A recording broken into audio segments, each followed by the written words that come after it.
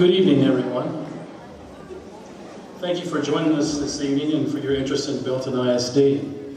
Hope you enjoyed the presentation by our Lake Belton High School Interdisciplinary Research Symposium students. Let's give them a big round of applause.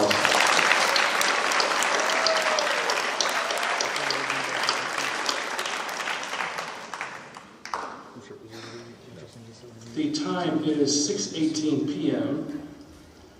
and the Belton Independent School District Board of Trustees are now convened in a regular board meeting on Monday, April the 20th, 2026 at the Lake Belton High School Performing Arts Center located at 9809 FM 2483 Temple, Texas. A quorum of board members is present. Please note that Mr. Floor was not able to join us this evening. This meeting has been duly called and notice of the meeting has been posted in accordance with the Texas Open Meetings Act, Texas Government Code Chapter 551. I want to welcome the members of our audience and our live stream viewers to this meeting. As the Belton ISD Board of Trustees, we are here to set goals, listen to reports from the superintendent, approve budgets, contracts, personnel appointments, and make policy for the district. This meeting of the Board of Trustees is held in public, however, it is not a public meeting. Prior to this meeting, board members received information related to items on tonight's agenda. Agenda items may not necessarily be handled in the order listed on the notice. This meeting is open to all who wish to attend and hear the matters discussed. These proceedings are being live streamed on the district's YouTube channel and will be available for review in the days following tonight's meeting. For the video to adequately reflect the proceedings, I respectfully ask that you please refrain from talking while others are speaking and that all cell phones are on the silent mode. If you would, please rise for a moment of silent prayer or meditation.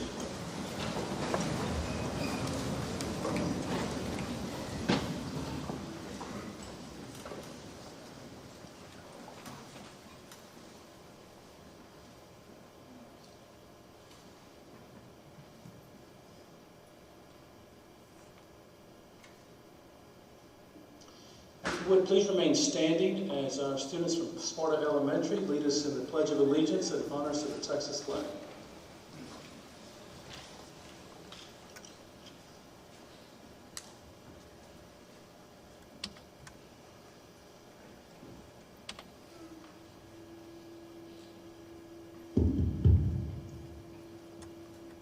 I pledge allegiance to the flag of the United States of America and to the republic for which it stands, one nation, under God, indivisible, with liberty and justice for all.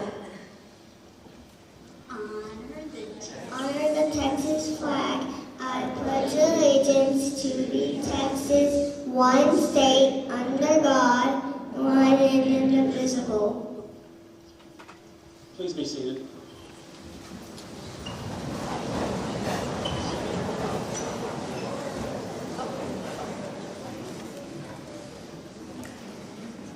Thank you, kids, for that. Okay, the first item on the agenda this evening is recognitions, and we'll turn it over to our communications department to lead us in that. And parents or anyone else who wishes to take a photograph of their students are going to be called up here.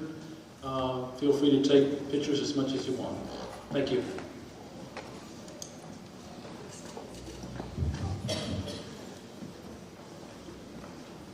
We are thrilled this evening to start our recognitions with second graders Jameson Davenport Yates and Murphy Ruiz West from Sparta Elementary. Jameson says that his favorite subject is science, and so he really loved the showcase tonight. And his friends describe him as funny, fast at recess, intelligent, and helpful. Murphy's favorite subject is art and reading, and her friends describe her as kind and a good listener, and she is known at school for being safe, respectful, and responsible. Jameson and Murphy, thank you so much for being here with us tonight.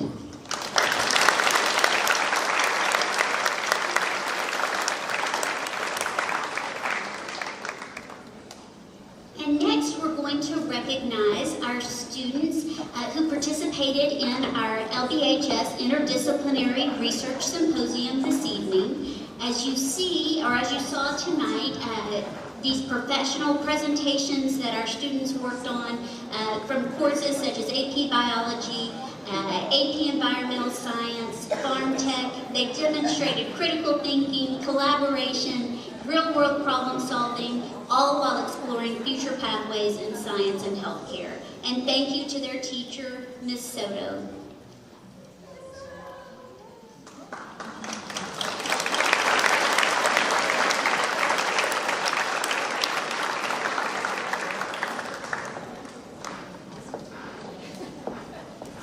This next group is a big group that's coming. We have 79 choir students who qualified for Texas State Solo and Ensemble Contest in May. This is the highest rating for any solo performances or small ensemble performances. The music they perform represents the highest and most rigorous level in UIL competition, reflecting their exceptional talent, preparation, and dedication. And we want to especially thank their teachers, Tanya LeBourne and Terrence Livingston. Thank you so much. Congratulations.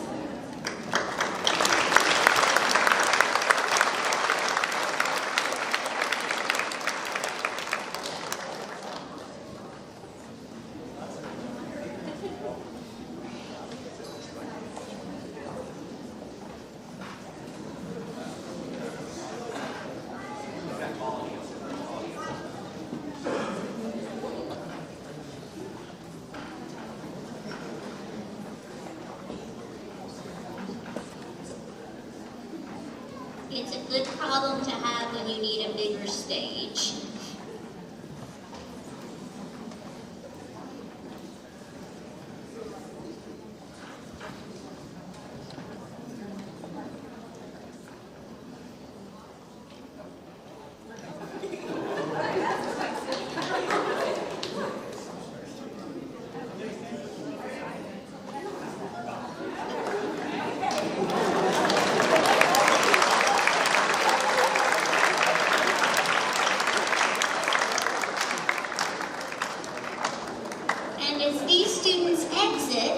We are going to welcome to the stage 46 students who qualified for the National History Day State Contest in Austin, including 9 elementary students, 14 middle school students, and 23 high school students.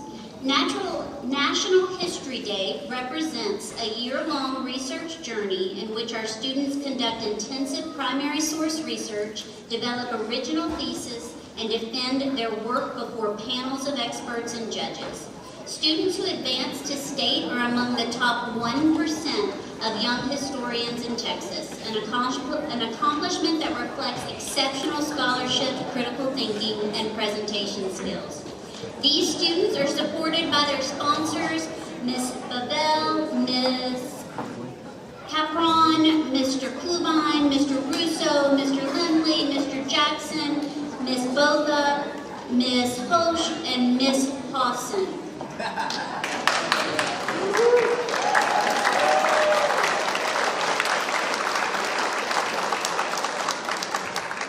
And also at the state competition, 4 of our entries earned 6 special awards, and 2 of the entries earned first place in their respective categories and are advancing to nationals. Truly a remarkable job. Well done.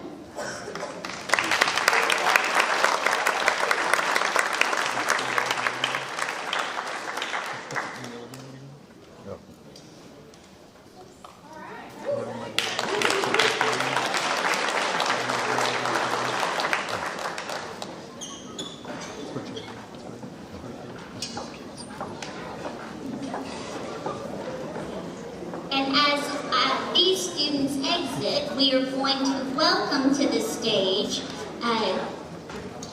2 Lake Belton High School seniors, Drew Bott and Alex Yin, who have earned the title of National Merit Finalist in the National Merit Scholarship Program. After earning semi-finalist recognition in the fall, both students advanced by meeting the program's rigorous academic testing and application requirements. Fewer than 1% of students in the U.S. earn this distinction. placing Drew and Alex among the top scholars in the country. This extraordinary achievement reflects years of dedication, intellectual excellence, and relentless perseverance, and it is a proud moment for Lake Belton High School and the entire Big Red community.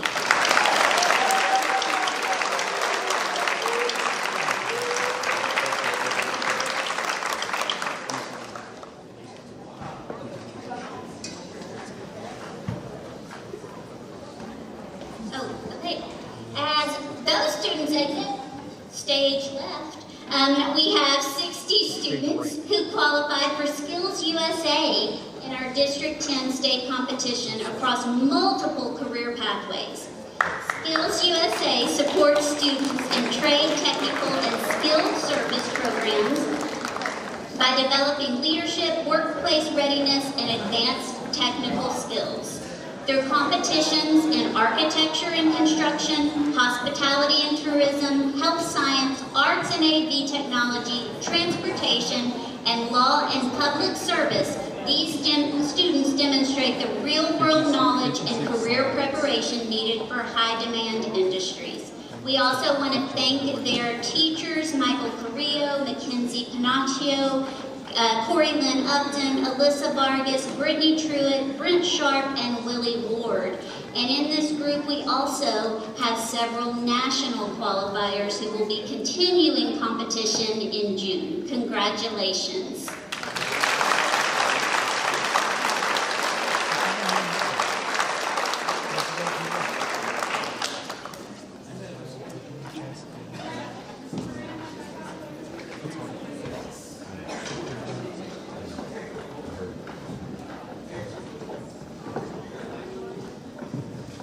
And now we will recognize our academic all-state basketball students. We are proud to recognize 9 student athletes who were named in the Texas High School Coaches Association Academic All-State Basketball Teams. This honor represents athletes who demonstrate excellence both in the classroom and on the court, reflecting outstanding achievement, discipline, and dedication. These students are supported by Coach McCaslin, Coach Johnston, and Coach Barnes. Congratulations.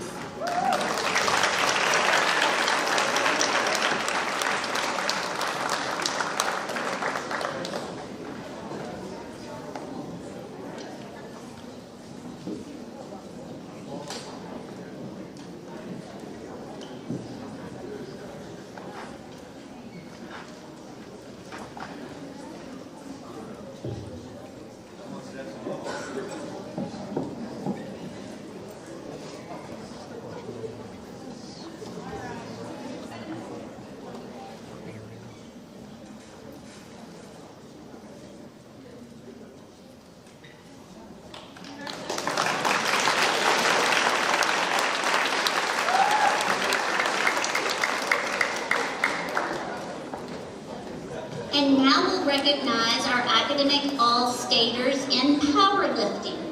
We are pleased to recognize 11 Lake Belton High School student athletes who earned Texas High School Powerlifting Association Academic All-State Honors. This recognition celebrates student athletes who again excel at balancing the demands of elite competition with achieving outstanding performance in the classroom. Their achievement reflects discipline, perseverance, and a strong commitment to success. Congratulations to you, and thank you to Coach Rudolph.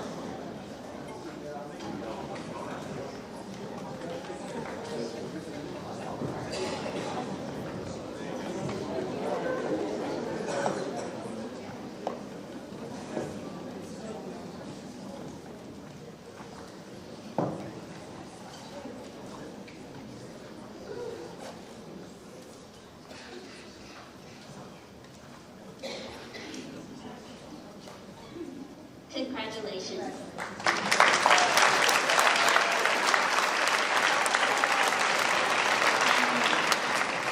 We also, and we might have some overlap here, have 11 students who qualified at state for the powerlifting meet. Earning a spot at the state level reflects exceptional strength, discipline, and dedication, as these student athletes have competed at a high level throughout the season while representing Belton ISD with pride.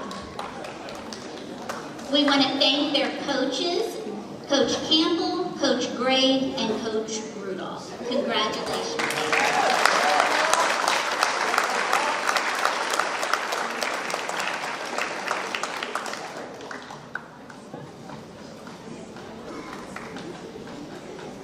And now we will welcome 14 student athletes who qualified for state swimming competition across Belton ISD. These swimmers earned state placements across a range of events, including relay competitions, as well as freestyle and butterfly races, reflecting exceptional speed, endurance, and dedication. Thank you to their coaches, Coach Nip, Coach Ferguson, and Coach Prudhomme.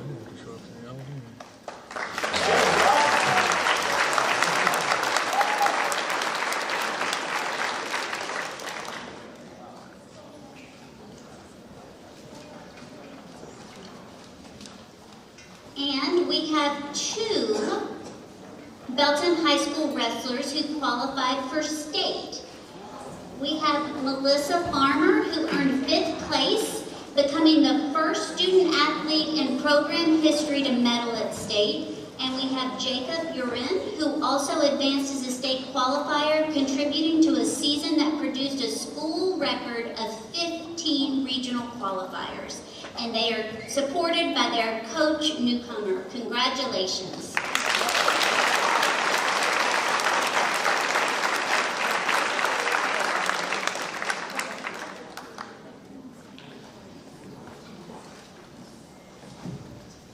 And tonight, for our department showcase, we want to recognize our facilities, grounds, and IPM staff members. Tonight, this group does an exceptional work, most of which is all behind the scenes, to ensure that every campus and district property remains safe, functional, and ready for learning. Together, these departments maintain more than 2.4 million square feet across 20 campuses and 28 ancillary buildings and care for over 290 mowable acres. Their work ranges from facility maintenance and energy management to groundskeeping, pest prevention, irrigation, and daily inspections of play areas and campuses. We want to thank each and every one of you for all that you do to prepare our buildings every day. Thank you.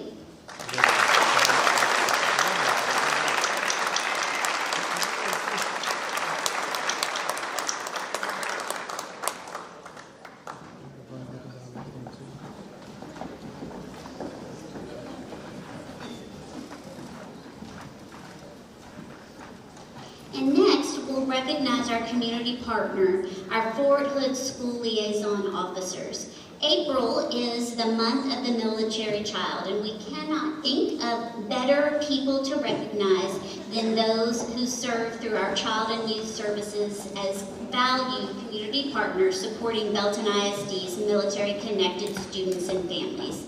These dedicated professionals help military families navigate school transitions, stay informed on district programs and requirements, and gain access to resources to support students. With nearly 1/3 of our students connected in some way with the military, we are so grateful for the support, the advocacy, and the partnership that you provide. Thank you.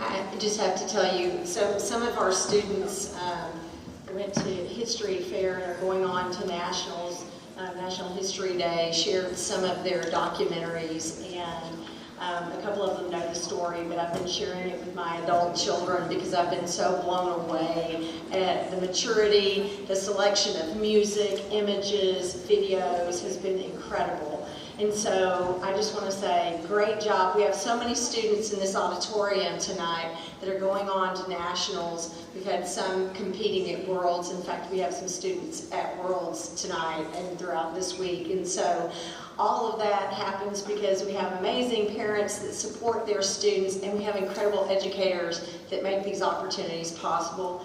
And our grounds team is the best I've ever worked with, ever. They recognize that what they do impacts the learning of each and every one of our students. And so I'm thankful for you, thankful to our community partners. Our military partners are amazing. So can we give everybody a round of applause?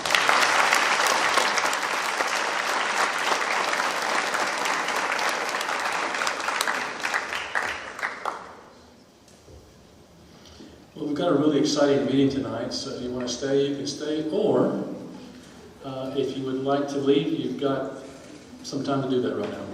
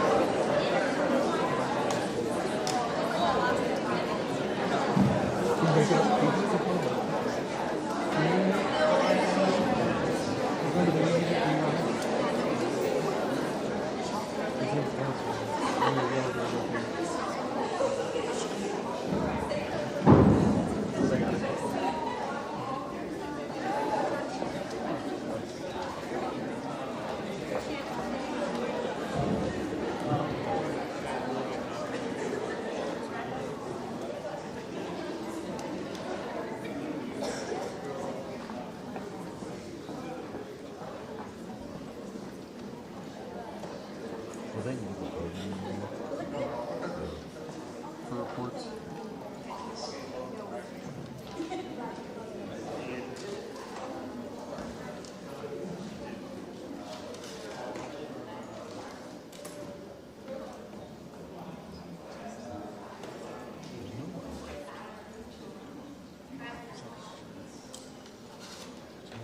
Yep.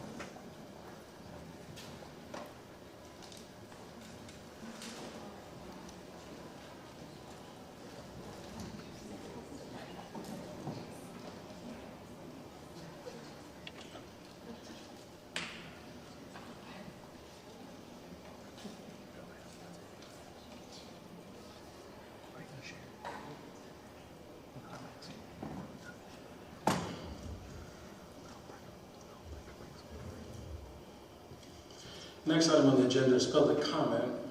We don't have anyone signed up, so we'll just move on to item 4. Action items. Consider, discuss, and take appropriate action regarding the adoption of the vision, mission, values, and beliefs, and strategic objectives. Dr. Golden? Yes, thank you so much, Board. As you're aware, in February, we brought you a charter asking for you to approve the opportunity for us to launch a steering committee to help us develop a strategic plan as we think about the next 5 years for Belton ISD. And that committee has been hard at work. We've been gathering lots of data, and Mike Morgan is here this evening. And for your consideration, discussion, and possible action, we want to present to you a recommendation on vision, mission, values and beliefs, and strategic objectives. Thank you, Dr. Golden. Trustees, for your consideration tonight. As Dr. Golden mentioned, what we're asking you to consider tonight is a framework that would serve as our primary roadmap aligning our goals in student achievement, staff development, community engagement, and operational efficiency with measurable outcomes for the next 5 years. Approving these top-level components today would allow our leadership team to go ahead and start working on the district's direction to build out the specific action plans for each of the priorities that we'll discuss tonight. As Dr. Golden said, we came to you earlier in the year and with a charter to commission a team and to begin this important work. So the plan that we're discussing tonight is the product of engagement with you and also with members of our school community and the greater Belton community that began in February. It reflects lots of input opportunities. We based a lot of our initial analysis or a lot of our initial input around a SWOT analysis to consider strengths, weaknesses, opportunities, and threats of the district, and from multiple community advisory meetings, multiple staff, district leaders, board workshops, and other community groups as well. We're very thankful for the incredible turnout and engagement from our community committee, where we had, which significantly shaped the initial thoughts and also the final product, where we had over 60 community members represented in that group, as well as the other groups, our PTA, PTO, faith-based leaders, our DWIC group. We had a Spanish language opportunity, our cabinet and leadership team, and for all contributing. We also utilized our staff, parent, and student surveys to identify themes that align with what we saw from our SWOT analysis as we worked through this process. So tonight, as you can see here, you see the 7 components that ultimately we would like to make up our strategic plan. Tonight we're asking you to consider the top 4, those that are in red, the vision, mission, values, and beliefs, and district strategic objectives. The remaining pieces, the individual strategies to support the strategic objectives, the lead measures and lag measures, will be developed by our leadership team and other partners over the next 2 months as to the districts, as to our balanced scorecard, and then we would review those with you and monitor those periodically throughout the year. You can see we took a slightly different approach in this strategic plan, and both of these should be familiar to you and our community as well, but they are labeled a little differently than what we've done in the past. So based on input from our steering committee and throughout the process of coming to you with the vision, and these words are familiar because they've kind of been our tagline for the last 5 years, and that is inspiring dreams, empowering futures. And then our mission is empower each and every learner to pursue their dreams and enrich their communities. Those are something that our team and our steering committee, our community committee, still felt and believed very strongly in those ideals that we've brought in the past. We also asked that team to go through a process and to talk about the values and beliefs that they considered as most important for our school community, the things that we truly believe in and aspire to. And so we come to you tonight with 5 value and belief statements that are a direct result or outcome of the process that our community group went through. And then in our April 8th workshop, we worked with you as a board of trustees to refine those around what you value and what you believe for Belton ISD. So tonight we recommend these 5 value and belief statements. They are final versions of the top 5 that were prioritized by our community group. And so we believe in the overwhelming values and beliefs of trust, empowerment, adaptability, community, and high expectations. And specifically speaking to our high expectations, they revolve primarily around academic excellence. And you'll see that the robust discussion we had on April 8th was a desire to include innovation and continuous improvement in that belief around academic excellence. And we would like for you to consider this tonight, that we feel like we captured that conversation as well. As getting into the actual plan, it will revolve around 4 priorities. So in our old strategic plan that we've been operating off of for the past 5 years, we operated around 5 central goals. We would ask you to consider tonight operating around these 4 priorities. And priority 1 is operating around students, priority 2, staff, priority 3, community, and priority 4, financial management. One thing that we worked with our stakeholders and our community committee on was to come up with a priority statement. This is something that we spent a considerable amount of time working with you as a board on our April 8th workshop as well. And so these overreaching statements kind of speak to the essence of each of the 4 priorities that we asked you to consider. They've been refined several times based on input and feedback that we've gotten throughout the process. For example, you can see in priority 2 on staff, it was very important in a conversation that the word support be included in that, and we agree with that wholeheartedly. If you also look at priority 4 around financial management, to be clear to our community that transparency is one of the ideals and one of the things that we will commit to in our values and beliefs in a priority around our 4 areas of concentration. And so I'll dig a little deeper into each one of the priorities and the final strategic objectives that we're bringing forward for your consideration tonight. You can see that priority 1 around students, objectives 1.1 and 1.2 really focus on accelerated academic achievement and ensuring consistent growth. And it's in a couple of different areas that we want to meet or exceed individual growth targets, as well as a total perspective of increasing our percentage of graduates who earn advanced credentials in college, career, and military readiness, which starts at a young age. In 1.3, it's explicit to addressing student well-being, student discipline, mental health. These were areas that were identified as critical needs in our community SWOT analysis, as well as when we did our data and we did our needs assessment. Those are areas that we want to prioritize and really be successful in the supports that we have in place for students and staff.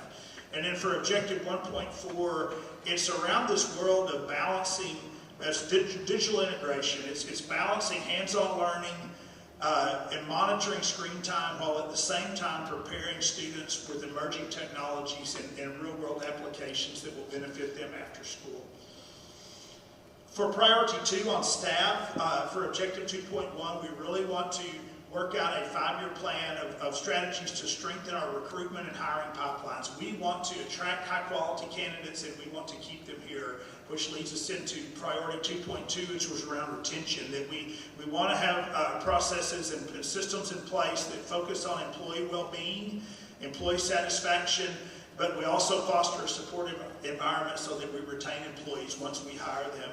And objective 2.3 is around relevant, continuous professional learning opportunities so that we can grow our staff. Priority 3 around community, as these really are a shift towards a real plain, simple language plan to address partnerships, communications, and service. So objective 3.1 is a focus on partnering with our local community. We want partnerships that not only benefit our students, but also benefit our community and school district as well. Objective 3.2 is we really want to strive to deliver clear, targeted communication that ultimately builds trust. There's a direct connection here back to our value and belief statements around trust being the number 1 value and belief statement, or the first value and belief statement, but communication that targets and values and tries to deliver trust. And then finally, in 3.3 is a service-oriented environment that emphasizes how we treat each other and how we try to resolve issues and conflict as it comes up. And finally, priority 4 is around financial management, and these really fall into 3 areas. Aligned capital and facility planning. We really want to be thoughtful and have data-driven plans that extend into capital plans around our facility needs and our capital needs. 4.2, we want to strategically prioritize our dollars to directly improve student outcomes, meaning understanding what we need to support instructional outcomes and then working budgets to make sure that happens. And in 4.3 is a focus on long-term financial sustainability, taking the resources that are available and creating plans that provide the district the sustainability to be able to provide our services and outstanding instruction for years to come. And so I did throw a lot at you just in a lot of things that we've spent time talking about in workshops. And so now I would turn the floor over to our board for any discussion or questions regarding these strategic objectives, and then asking you to approve those tonight. Mike, could you go back to slide 8, the priority statements? So just one thing I'd like to add, part of the feedback when we were, right there, when we were with you last and talking about our strategic plan, one of the board members had mentioned really all of these priorities are in service to our students. And so just wanted to point out we were intentional in taking that feedback, and so you will see in each and every one of those priority statements a tie back to our purpose, which is our students. And so just wanted to point that out as well. Let's see, board, what questions you might have for us on product that's before you or process? Any questions? Comments? Absolutely. I just have a comment just to say thank you. I know that this has been really big work in a really short amount of time, but just super proud of y'all and really just engaging such a broad group of individuals. I think that's just been what's been impressive to me, is that this is not just a small group of voices. This is a very large collective group of input. And so just really excited to see this really play out over the next 5 years. I guess maybe a question I have is just, can you talk about implementation? Because I would assume this would start next school year. Can you just talk maybe a little bit about that? Yes, I can jump into that. So if the objectives are approved this evening, the next layer of work is to begin to identify the highest leverage strategies for each of those objectives. Then develop the lag measures, like where do we want to be in 5 years, and then back it up and also identify the leading measures that we would be bringing to you over the next 5 years in board meetings. So that's that next level of work, so that we could bring, our goal is to come back to you in July with the entire plan mapped out. And so, and then yes, Aaron, for your direct question about implementation, it would guide our work even this summer and into the fall semester. And so our campus improvement plans, our district improvement plan will all be aligned to that work. So there's a lot of important steps to take next, but this was an important step in the process. Anyone else? I'd like to take a moment to thank the steering committee for its hard work. This is just another example of how BISD does things and engaging the community when these big projects come up, especially when it involves all the students in our district. So publicly want to thank the steering committee for all of its work. The input is up there on the screen, right? We can see it. So thank you, committee. Yeah, absolutely. If I could add to that, one, thank you to the board for nominating individuals. We had community members, we had parents, we had a student that joined us from the Superintendent Student Advisory Council, we had teachers, we had staff. What really stood out is that you can form committees, but not everybody can always commit to attending the meetings, and I will tell you, just based on the attendance, there was a lot of commitment and interest in this process, and so I echo that, and I'm super thankful. They showed up, they expressed their opinions, they participated, and helped us get to this point. Okay, thank you, Dr. Morgan. Thank you. All right, so let's take action now. Do we have a motion to adopt the vision, mission, values, and belief and strategic objectives as presented? I already have two of them. Mr. Beck? Ms. Bass? All those in favor, please raise your hand. That passes 6-0. Thank you. Well, that takes care of our action items this evening. Moving on to reports. Academic progress report, gifted and talented. Dr. Golden.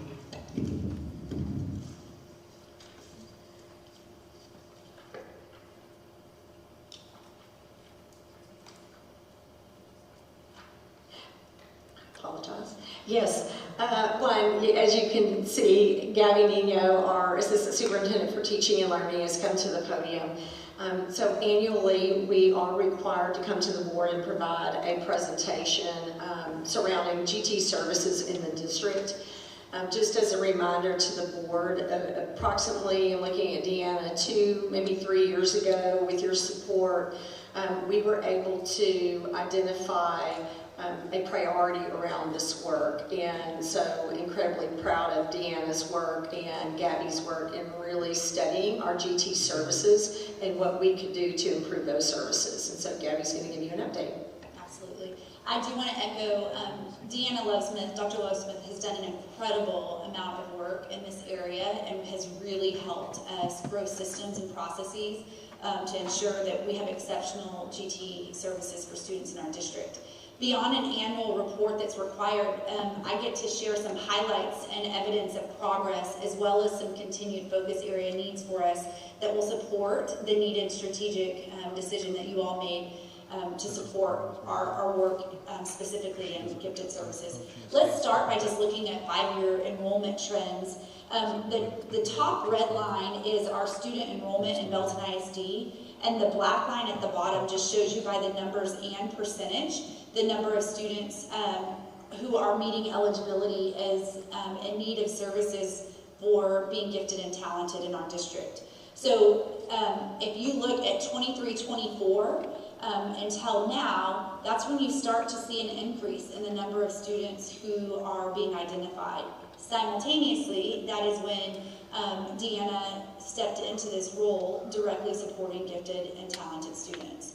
And so I think that we'll start to see some stabilization in these numbers. We want to continue identifying more students. The state stays within 8 to 9%, and we have now identified 11.8% of our students as gifted and talented. And with the practices that we're putting in place, we may continue to see more. I suspect that we will see some stabilization. As you can see, back in 21-22, we were under the state percentage of students who are identified. This year is the first year that our gifted and talented students are included in the annual TAPER report. What you can see as highlights from that report are that 88% of our gifted and talented students meet or exceed grade level expectations. We see continued growth with our students who are gifted and talented, maintaining an 83% growth rate in both English language arts and math compared to the region and state. And we see that 100% of our students who are gifted and talented have graduated within the 4-year range. What I really want to point out is that first bullet around academic excellence is a student who is identified as gifted and talented. Their brain operates they're in a different way, and so oftentimes students who are in a standardized assessment will not demonstrate the degree of knowledge that they have, because that standardized assessment provides some barriers and limits their thinking. Many of our gifted and talented students will push the boundaries and do not like being put into a box, for lack of a better word. Also, highlights from the data, here you'll see some strengths as well as areas that we don't love that we are working on and we expect to see growth in. As it relates to approaching and meeting standards, our students in Belton ISD who are gifted and talented are performing within the same range as the region and state. In the approaches area, slightly above. In the master's range, our students are performing slightly below the state and region. That is a concern for us, and I will also point out that we've made some decisions that we'll discuss briefly that we think are going to directly impact that. And I'll point back to the timeline for identifying students as well. We just didn't have a really solid strategic plan in place for direct support of our students and have been working very diligently on that. So our strategic plan, specifically related to gifted and talented services, really emphasizes 5 areas that are aligned with the state plan. First of all, the learning experiences. Have we, asking questions in this area, do we have specific designed experiences that engage our gifted and talented students aligned to their unique learning needs? high quality professional learning for those who are providing direct services to students. We have strategically planned to engage our parents and involve them in the education of their students differently, understanding what it means to be a child who is gifted and has unique talents. Really have been working hard on our identification and assessment processes, and then ensuring fidelity of services. On the next slide, you'll see just the first 4 areas emphasized with some highlights and accomplishments that we want to bring your attention to. Related to learning experiences, in this 25-26 school year, we worked extremely hard to ensure that every single child who is identified as gifted and talented has a teacher with them in either English language arts or math that is certified as a GT teacher. Here's why this is super important. We'll talk about direct service models in just a bit, but a child who is gifted and talented is not just gifted and talented for 45 minutes of the day when they receive direct services. They are gifted and talented all day long, every day. And so to be able to say that they have a certified teacher with them is very important to us. We've also built in curriculum units that are specifically designed for those direct services that our students are receiving, and then have embedded enrichment supports into our curriculum. As it relates to professional learning, our GT teachers have on-demand professional learning available to them that they can access anywhere, anytime, not just during the school day. And we also have district systems embedded now that allow not only our department, but also our campuses to monitor progress with their gifted and talented teachers in the professional learning they're taking part in. We have done a ton, I say we. Deanna has organized alongside our leads on each campus phenomenal parent nights to support understanding of giftedness and engage families, including things like family game days, where the entire family has come to engage in experiences that really challenge your brain. Campus showcases of learning, and we are adding a specific summer camp this summer that prioritizes our gifted students called Camp Invention. As it relates to identification and assessment, we have both campus placement committees now as well as a district-wide placement committee. And so there are procedures throughout the year related with assessment windows and making decisions around placement of students into gifted and talented services. And those are definitely adds for us. The reason that 5th fidelity of services was not included on this slide is because I want to talk a little bit more in depth about it with the coming year. As you all are aware, we have now for the first time in Belton ISD designated individuals on each campus who will provide direct services in addition to the classroom certified teacher to our gifted and talented students. Our innovation specialist in the coming school year will provide direct services to students as a guarantee to them. And there are research-based recommended times that our students will have available to them, K through high school. So in kindergarten, based on research, and this one's a little harder for our campuses to stomach, and you may have questions as well, but for our kindergarten services, our kindergarten identified students, they will have pull-out experiences between March and May, at least 2.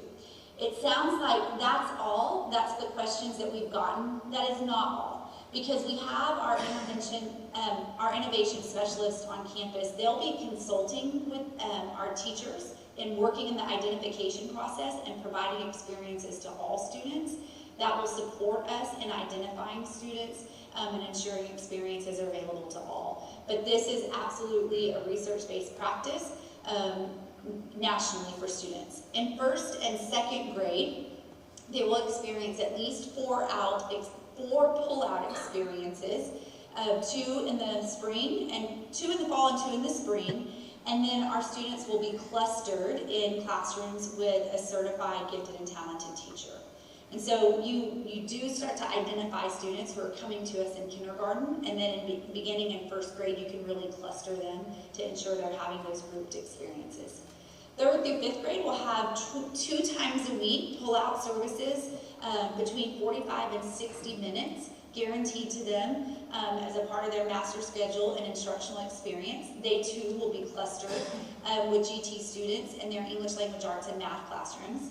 In middle school, we now have a GT Pathways elective course that was supported by you all last school year.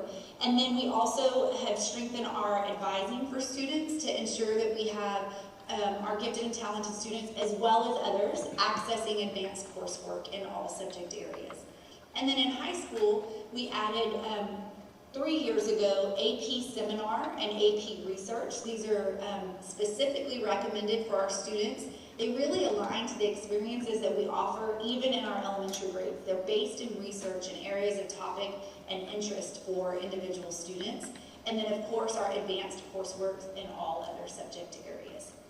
So this will be our guaranteed service model moving into the next school year, and this is what we mean when we say fidelity of services. And because we will have secured staff members to support that, we can ensure that our students will be getting these experiences. In addition, we have extended learning opportunities that have been built in for students, and you have had the opportunity to celebrate alongside us. Our National Math Stars is an elementary program. We had 163 students in 2nd or 3rd grade that performed at the 95th percentile or above in the nation based on their STAR Renaissance math scores.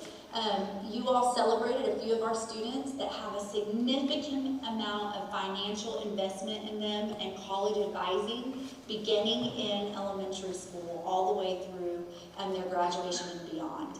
This summer we're excited to add Camp Invention specifically for our students who meet eligibility for extended learning for gifted and talented services, and we just want to extend for them. Our teachers who will be taking part in delivery of this are primarily some of our innovation specialists, and so this will serve as job-embedded professional learning for them as well, and we are thrilled that our students will benefit from that. With that, we'll just share with you some continued areas of improvement for us. We have designated GT leads on every campus, as well as the teachers that are identified as gifted and talented teachers. And so we will continue investing in them through learning, building their leadership capacity, direct support for our innovation specialists in designing exceptional experiences. Very proud of the identification and placement processes that have been put into place both at the district and campus level, and we will continue the curriculum writing to ensure that every student has access to high quality curriculum that's aligned to their unique learning needs.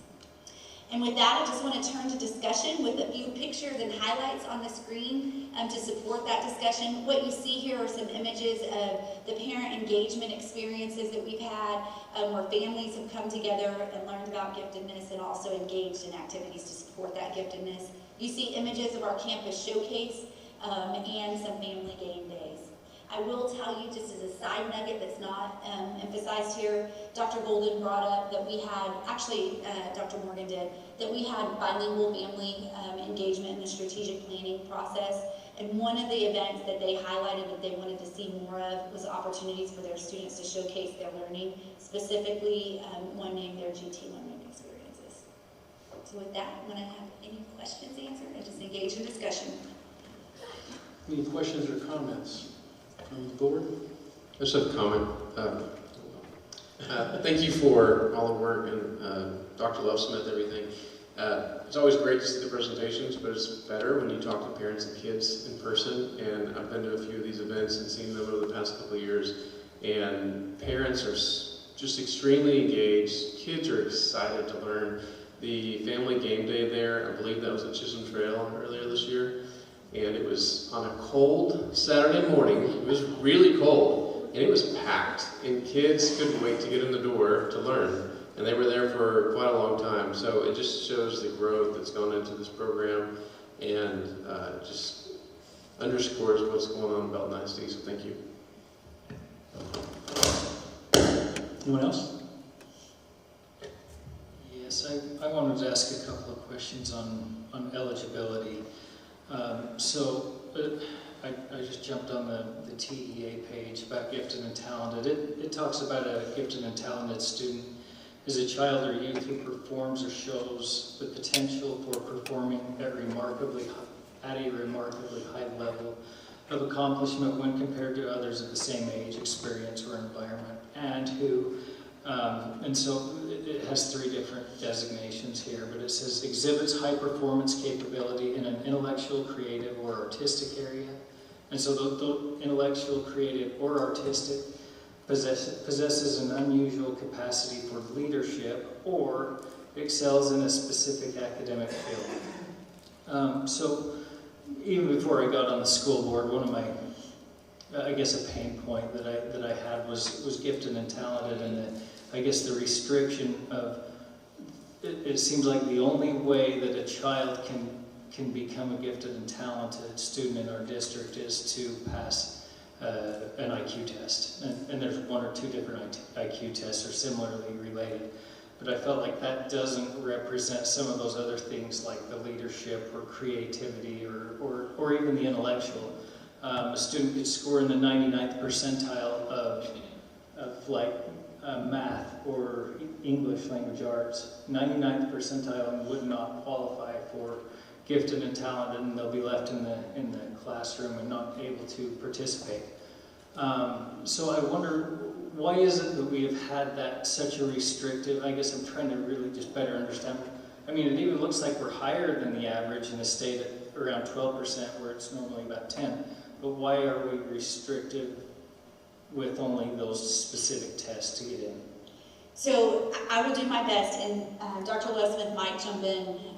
Every district in the state of Texas has to determine their own eligibility criteria, and they are based in research-based and normed assessments.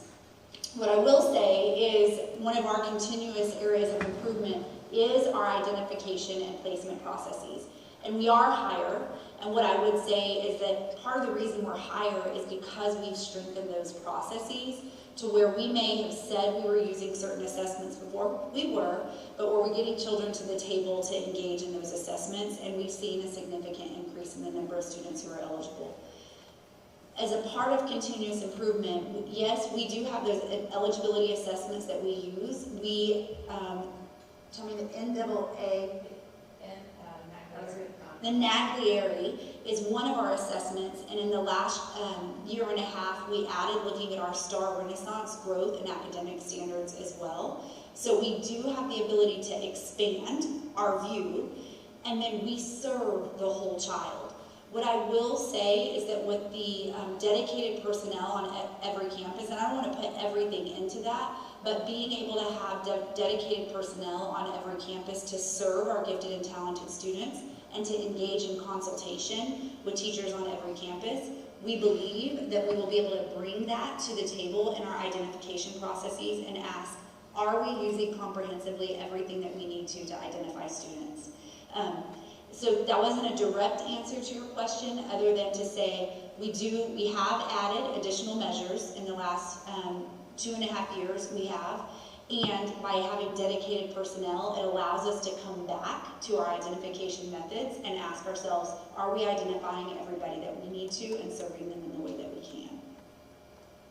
But every district uses their own assessment instruments, so we can expand it. We have to determine if that's what we decide we want to do in our district. Okay, thank you. If we're having these breakout sessions with English language, I'm kind of thinking of elementary school particularly, but these breakout sessions with English or math and that, and if there are students like the National Math Stars that was in like the second or third to last slide, and they're not qualified as, I don't know if all the National Math Stars are even qualified as gifted and talented, or if that's just a separate statistic there. But if they are performing at high levels, are they ever invited to go to those classes, even if they're not specified as gifted and talented students? Yeah. So right now in our current design, our campuses use what we call win time, and so within their master schedule, one of the teachers on their team is who's most often providing the direct services. As we move into the 26-27 school year, not only will there be guaranteed time for direct gifted services, but our innovation specialists will also be providing services in innovation and STEM experiences for all of the students on our campus. And so, yes, everybody will have the opportunity to engage with those individuals as well as have the classroom experiences we do cluster for our GT students, but can do intentional placement in classrooms as we're planning our master schedules and rosters for students. Thank you. Anyone else? No additional questions? Thank you, Gabby. Thank you, Dr. Smith, for your work in this.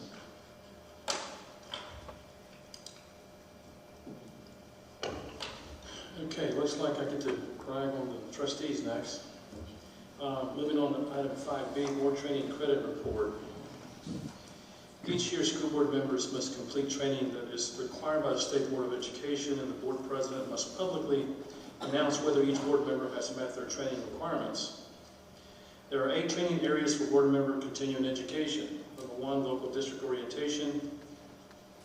Number 2, orientation to the Texas Education Code. Number 3, post-legislative update to the Texas Education Code. Number 4, team building. Number 5, additional continuing education. Number 6, evaluating student academic performance and setting goals. Number 7, identifying and reporting abuse, trafficking, and other maltreatment of children. And number 8, school safety. I'm proud to announce that each board member has successfully completed their annual continuing education credits for the reporting period May 1, 2025 through April 30, 2026. A copy of the annual training report is included in the packet. Board, thank you for your continuous commitment to the communities and families within Belton ISD. Annual training, while important, is just one small part of the countless hours on campuses and in the community. So thank you to all of you guys.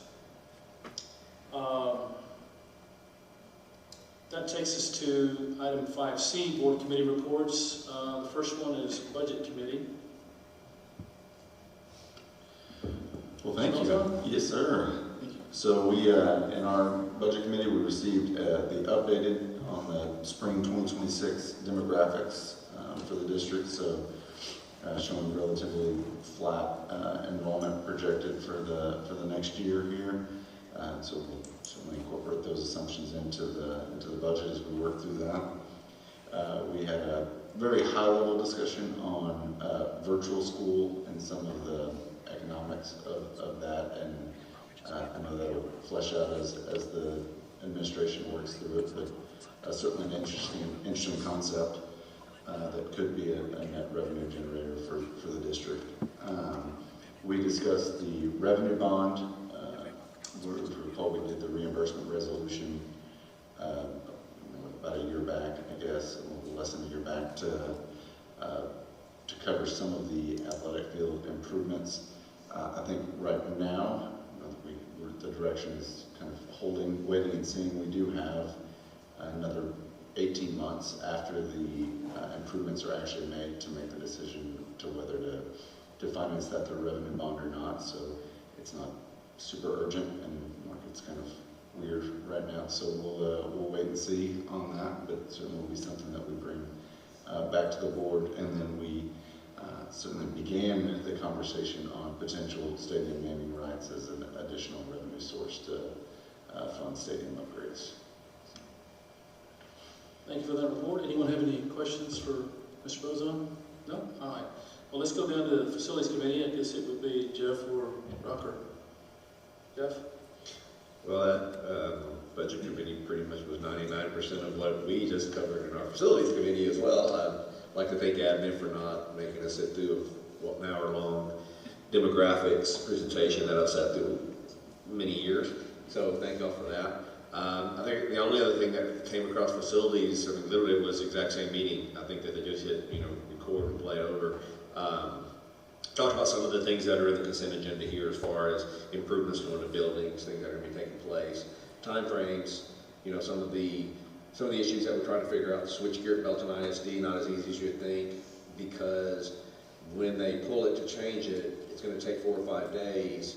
It's going to be 4 or 5 days with no power.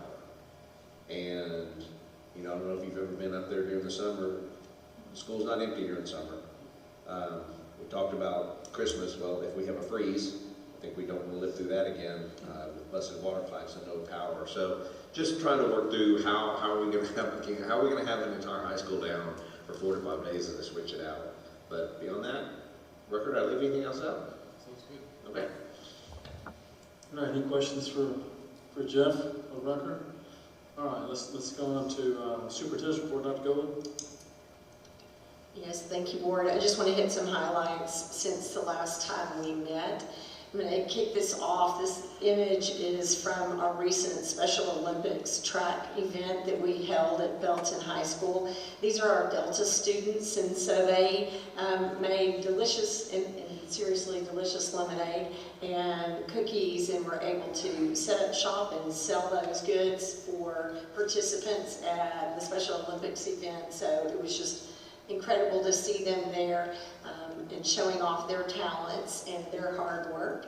So as we think about our vision for, which now are after the action you just took for inspiring dreams and empowering futures, we have a group talking about inspiring dreams. They are at Worlds right now, and this is our robotics team, our Belton New Tech robotics team. If you think about it, it was just a few years ago when we launched robotics in our school district, and so this is the second year in a row that we've made it to Worlds. I said this before, I always get excited, where the Worlds competition going to take place, and one day it really is going to be, you know, Japan or Italy, but we're in St. Louis, and so much more economical and super excited. So they're there as we speak, and so we're anxiously awaiting the outcome of this competition, and we're so proud of our students for making it to Worlds again. Also, you know, ensuring exceptional learning experiences for our students. Tonight's student recognitions gave you lots of examples of those. Some additional ones just to highlight for you. We have students helping lead the way for inclusion across Texas, and several of them have been selected to serve on the Special Olympics Texas Regional Youth Leadership Council. So not only are they here supporting our students, but they're also being recognized for their leadership across our state, and we're super proud of them. As we recognize tonight our Skills USA students, so many have advanced to nationals. Those will take place the 1st of June in Atlanta, Georgia, and the image you see there is our construction trades students, and super excited. They won state again.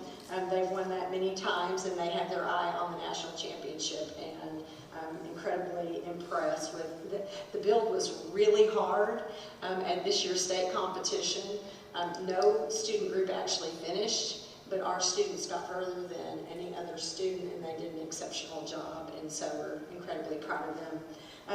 You see History Fair, our National History Fair students, and again, I mentioned this earlier in the meeting. I watched several of their documentaries. The one that I was talking about was one that was done on the Vietnam War. Our students also did one on the history of Sesame Street. It was fascinating. If you've not seen it, you have to see it. It was so well done. They invited me one Sunday to their watch party, and it blew me away. We have incredible coaching staff in this district, but you see us celebrating one of our amazing coaches for their 100th win. That's Lake Belton High School. We have advanced in one district, and excited to see what our girls are able to accomplish as they continue on. I went too fast, sorry. There we go.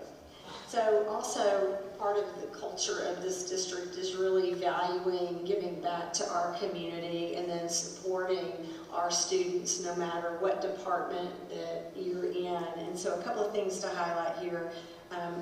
We have some pictures of staff and students of Leon Heights, Lake Belton, Lakewood, Belton High School, all supporting Purple Up.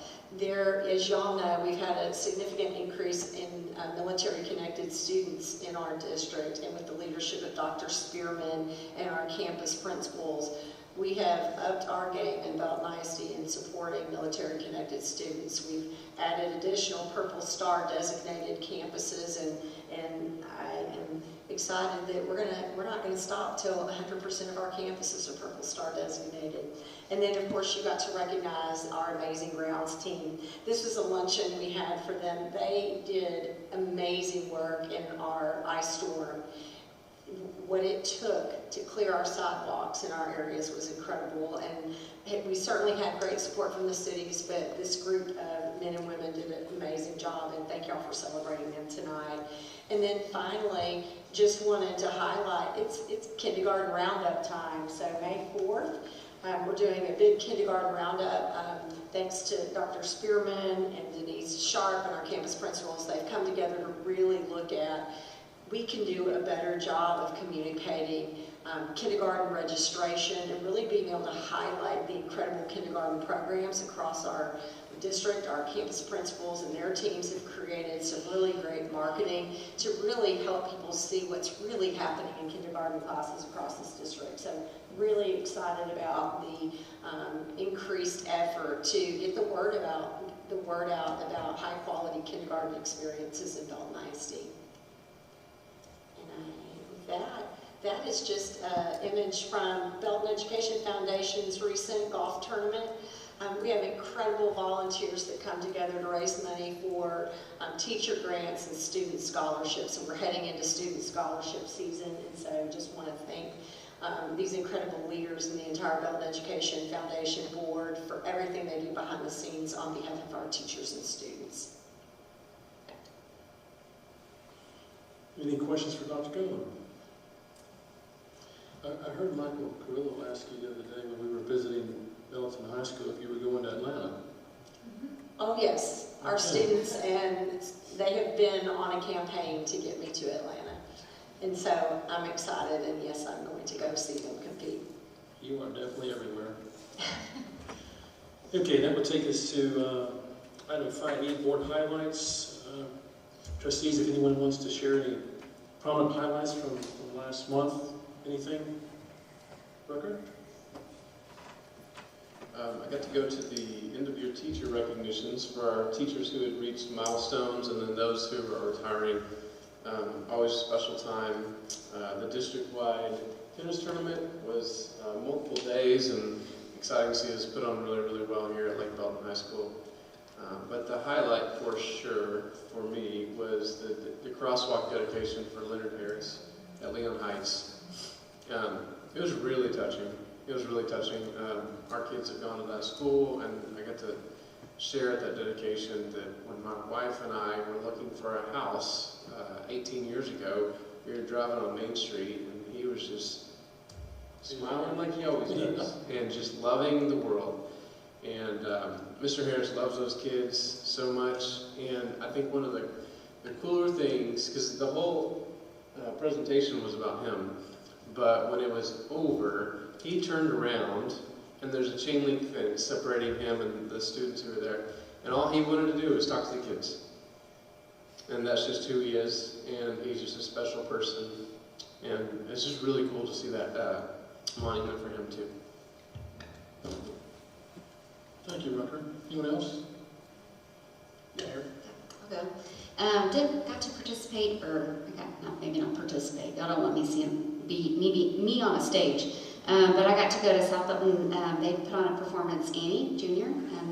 And what I loved about it is the partnership that they had with Belton High School. So the middle school students got to participate on a bigger stage. They got to have the mics and just really all the, I think they felt legit. If that's still a word that's being used. But just really proud of those students over there.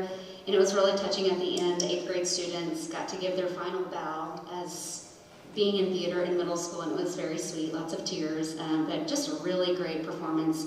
I think what's really unique about theater is that the directors always know who to put who in what parts, because the girl who played Annie was perfect. The person who, every part was just so strategically perfect for those kids, and it was just a really great performance. Went to the PTO leadership meeting that was, I think, last week, maybe the week before, and I hadn't been able to go in a few months, and so it was really just neat to reconnect with some of those ladies and what they're coming together and learning. Melissa Lafferty was there, really helping them learn about just the do's and don'ts of fundraising and just, that financial money transactions, and so I think that was really impactful. I even learned a lot, and it was really great that there were some new schools that were represented as well, and so that was really great.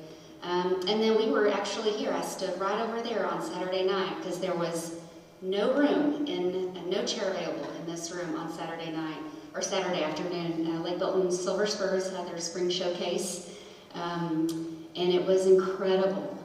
I mean, not only did the high school dancers perform, but the JV dancers, but also the middle school teams got to come and perform too. And there's just, the talent is just, it's just incredible. I'm just so blown away. But not just at the talent, but what they're performing is a result of what those dance teachers are teaching them. And it's just, I'm just blown away. If y'all don't ever get to see it, Silver Spurs, it's kind of a tongue twister there, or our Magic Dolls perform, they are incredible, y'all. Just really remarkable. So yeah, it's been a fun month. Thank you, Erin.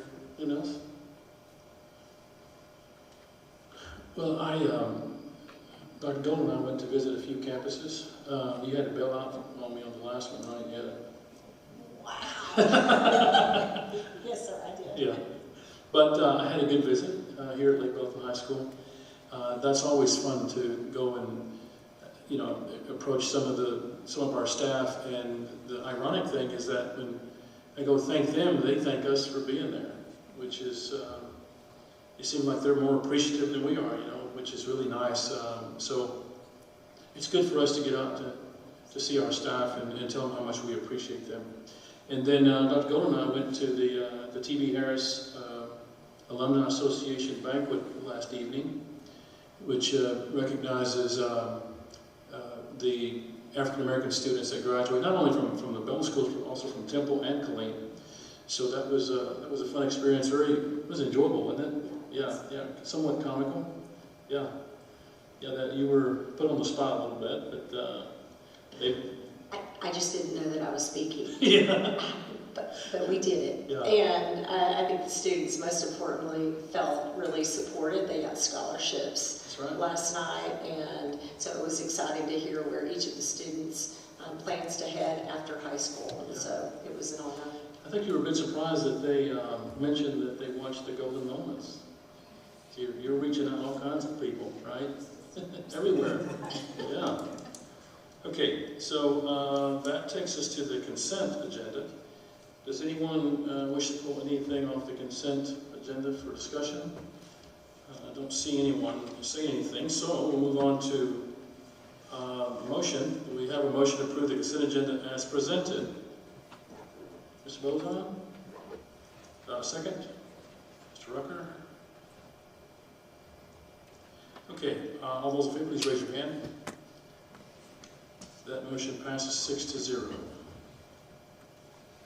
Any public comments on non-agenda items? Where's Becca? She's up there? Oh, none? Okay. Well, that takes us to item 8 on the agenda, closed session, Texas Government Code subchapters D and E. The time is 7:35 p.m. and the board will now go into closed session for A, student disciplinary matter, Texas Government Code section 551.082. B, personnel, Texas Government Code section 551.074. B1, summative evaluation of the superintendent. And then item C, consultation with attorney, Texas Government Code section 551.071.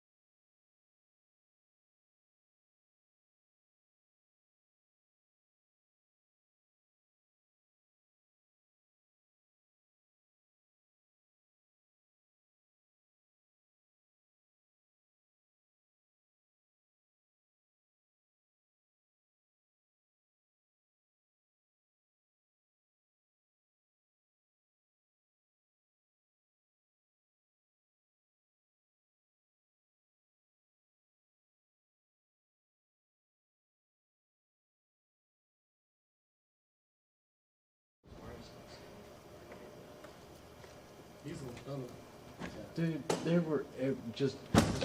was one in back with the amps. There was one in that drawer.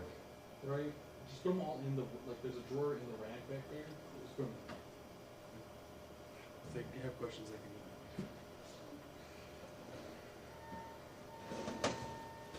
See, he makes fun of that microphone. That little speaker is loud. It is loud.